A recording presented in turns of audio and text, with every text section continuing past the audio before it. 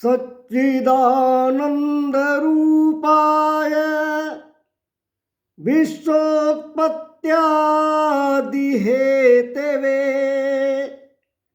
तापत्रय विनाशाय श्री कृष्णाय वयं नुमः। भक्तों, भागवत जी की कथा में आगे चलते हैं। भगवान श्री कृष्णचंद्र जी का अवतरण हुआ। कारागार मथुरा में चतुर्भुज रूप में अवतरित हुए। मैया देवकी के निवेदन पर बाल रूप में आए। वसुदेव जी सूप में रखकर भगवान को जैसे ही कारागार से बाहर निकले, बादलों ने भगवान का दिव्य दर्शन किया। मेघ कहते हैं कि हम भी घनश्याम, हमारे प्रभु भी घनश्याम। इसलिए मेघ भगवान के स्वागत में मधुर मधुर गर्जना करने लगे। रिमझिम बारिश करने लगे। ताह कृष्ण वाहे वसुदेव आगे ते स्वयं व्यवर्यन्त यथा तमोरवे ववर्ष पर्जन्य उपांशु गर्जितः शेषोन्वगाधवारि निवारयन् फलैः। मेघ रिमझिम फुहार करके मानो भगवान का अभिषेक कर रहे हों। शेषनाग जी अपने फणों से छाया किए हुए हैं। अब यमुना महारानी देखती हैं कि मेरे प्रीतम, मेरे पतिदेव पधार रहे हैं, इनके पैर पखारना चाहिए। तो प्रभु के चरण स्पर्श करने के लिए यमुना मैया जोर से बढ़ने लगी। यमुना जी का जल स्तर बढ़ा। बढ़ते बढ़ते वसुदेव जी के कंठ तक आ गया।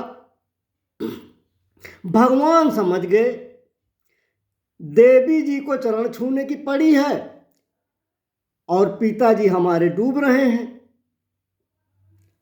भगवान ने तुरंत अपना पैर नीचे लटका दिया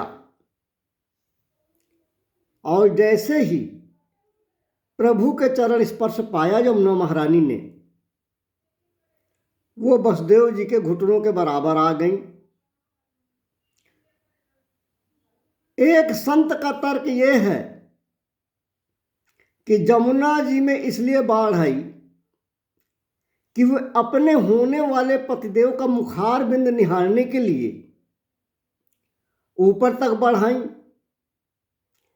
जैसे ही ऊपर बढ़कर आई तो पतिदेव का मुखड़ा तो दिखा नहीं, दिख गई ससुर जी की दाढ़ी। जब पहले ससुर जी की दाढ़ी ही दिख गई तो बेचारी शर्मा गई और शर्मिंदा होकर ससुर जी के चरणों में झुक गई। एक दूसरे संत कहते हैं कि यमुना जी उफनाई अपने पतिदेव से मिलने के लिए, तो भगवान ने लेटे लेटे ही ऊपर से लात मार दी। अरे तुम्हें शर्म नहीं आती? हमारे पिताजी खड़े हैं, हमारे पिताजी हमारे साथ हैं और तुम्हें हमसे मिलने की पड़ी है। कुछ तो संकोच करो ससुर जी का। ससुर जी का कोई संकोच नहीं है, तनिक सी लज्जा कर लो। तो बेचारी ससुर जी के चरणों में यमुना जी झुक गईं। भागवत जी का जो गीता प्रेस का मूल ग्रंथ है, उसकी टिप्पणी में यमुना जी के बढ़ने के कुछ कारण बताए गए हैं।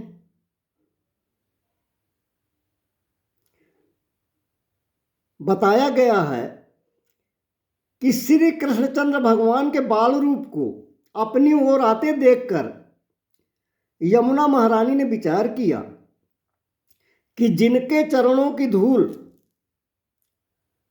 सत्पुरुषों के, संतों के, योगियों के मानस ध्यान का विषय है, वही परम प्रभु आज मेरे तट पर आ रहे हैं। इसलिए आनंद और प्रेम के इतने आंसू निकले कि यमुना जी में बाढ़ आ गई।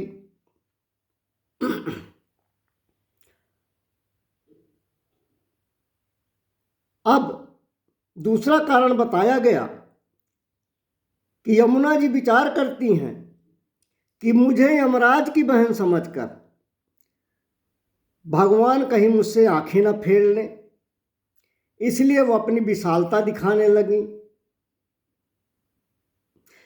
और यमुना जी ने सोचा प्रभु गौपालन के लिए गोकुल जा रहे हैं, जब गोकुल पहुंचेंगे तो वहां गौपालन करेंगे।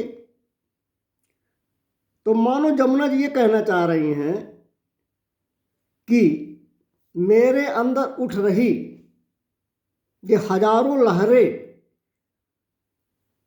गौओं के समान ही तो हैं, इसलिए इन्हीं गौओं के समान मेरी लहरों का भी ध्यान रखना, पालन करना।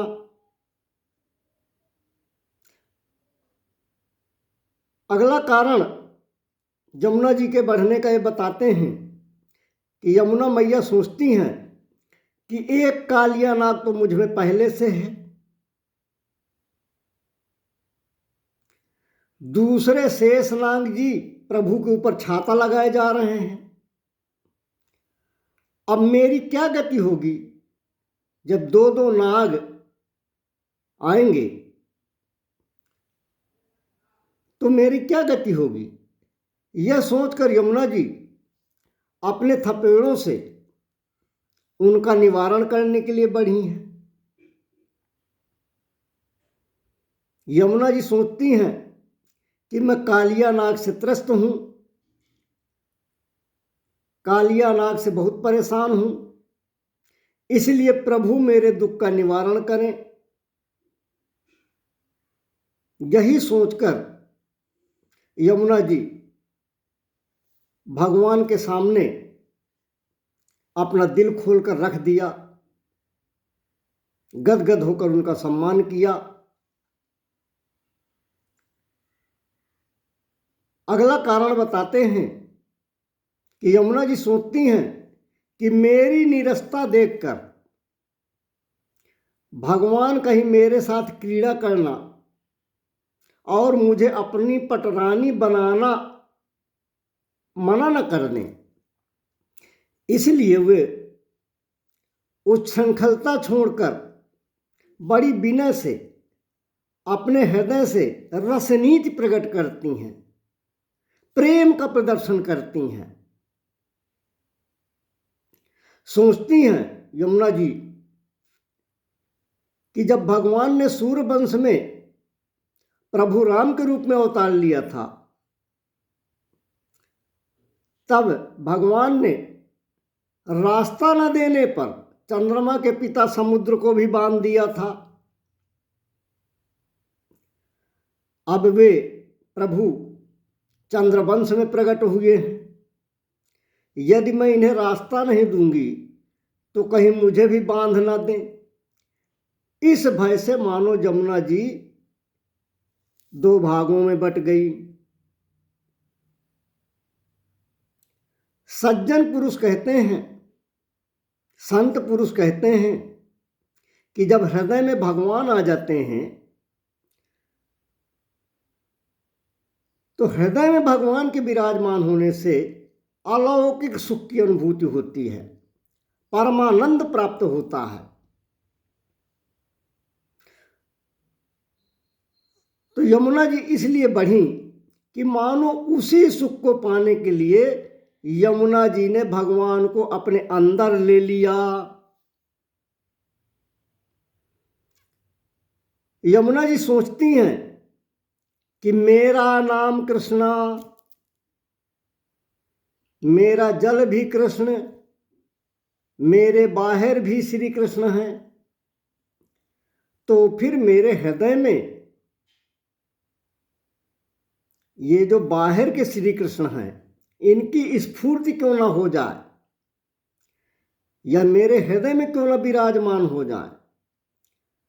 तो मेरा नाम भी कृष्ण हो जाए, मेरा जल भी कृष्ण हो जाए, मेरे बाहर भी कृष्ण हो, मेरे अंदर भी कृष्ण हो, अर्थात मेरे कण कण में कृष्ण व्याप्त हो जाए, मेरे रोम रोम में कृष्ण व्याप्त हो जाए। यही सोचकर मार्ग देने के बहाने यमुना जी ने श्री कृष्ण को अपने हृदय में ले लिया। बोलिए यमुना महारानी की जय। अब भगवान के चरणों का स्पर्श पाते ही यमुना जी घुटनों तक आ गईं। यमुना पार करके वसुदेव जी गोकुल में नंद भवन पहुंचते हैं। योग माया के प्रभाव से सारे गोकुलवासी खर्राटे भर भर कर सो रहे हैं। नंद भवन के दरवाजे खुले पड़े हैं। वसुदेव जी ने धीरे से लाला को अर्थात प्रभु को यशोदा जी के साथ सुला दिया उनके बिस्तर में। लाली को उठा लिया, बिटिया रानी देवी जी को उठा लिया, जो यशोदा के गर्भ से साक्षात योग माया ही प्रकट हुई हैं। अब शेष कथा आगे कहने का प्रयास करेंगे। बोलिए वृंदावन बिहारी लाल की जय।